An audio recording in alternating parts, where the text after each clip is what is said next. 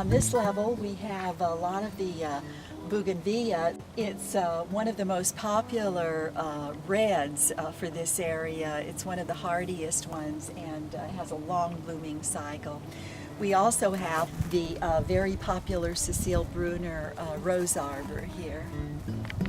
The gazebo came about because we really missed our gazebo that John built at the house in Cupertino. But we wanted to do something a little different here and have a separate gazebo and wisteria arbor. From here we get a view looking south of the dunes out there, and they continue on out to the point called Point Sal, and that is actually in Santa Barbara County. Here we are at the wisteria arbor. And you can see there's still just a few flowers left, even into July. They bloom in April, and so we feel lucky to even have a few flowers still blooming on them. You'll notice that even though it's 72 degrees according to the thermometer in the gazebo, it's probably about 10 degrees cooler under the shade of the wisteria arbor. All right, we have our citrus on this level. Here we have the Meyer lemon, which is a very, very sweet lemon.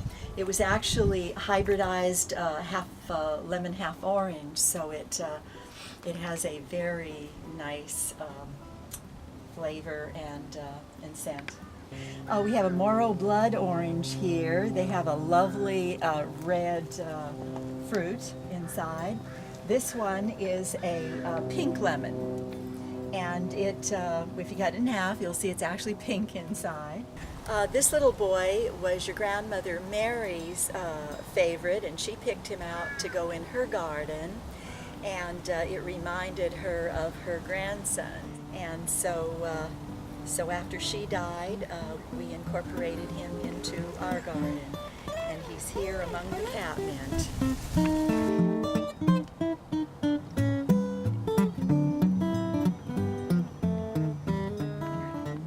Okay, the valerian here, the pink and the white, was one of my grandmother Dominica's favorites. And we call this level Grandma's Garden, and it kind of incorporates things that my grandmother liked and your grandmother liked and that I like, that are kind of old-fashioned plantings.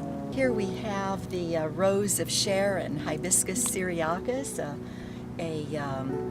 a deciduous type of flowering plant, and it is in its glory at this time of year. Behind me here we have the Rangpur lime, which is actually a sour mandarin that they renamed in India when the British were in India and called it Rangpur lime, which probably sounds a lot more interesting than sour mandarin.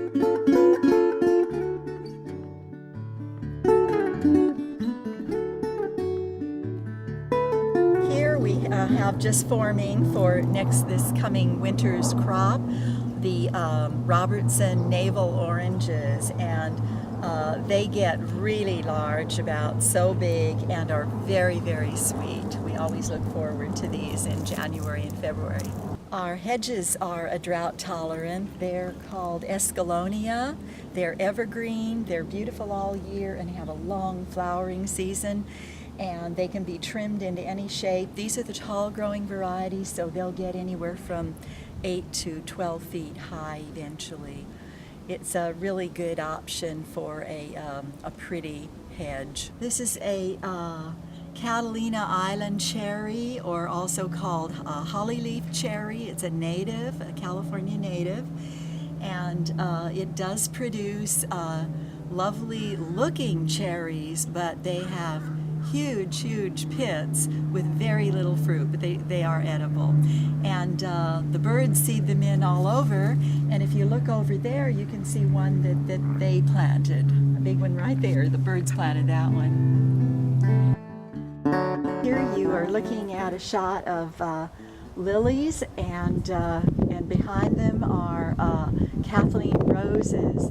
Kathleen roses will clamber even over sheds and buildings. They'll get very tall if you don't keep them contained. But of course, with a granddaughter named Kathleen, how could we not have a Kathleen rose? You also see on this level, although he's hiding behind the rose, you see the Buddha and you see St. Francis here.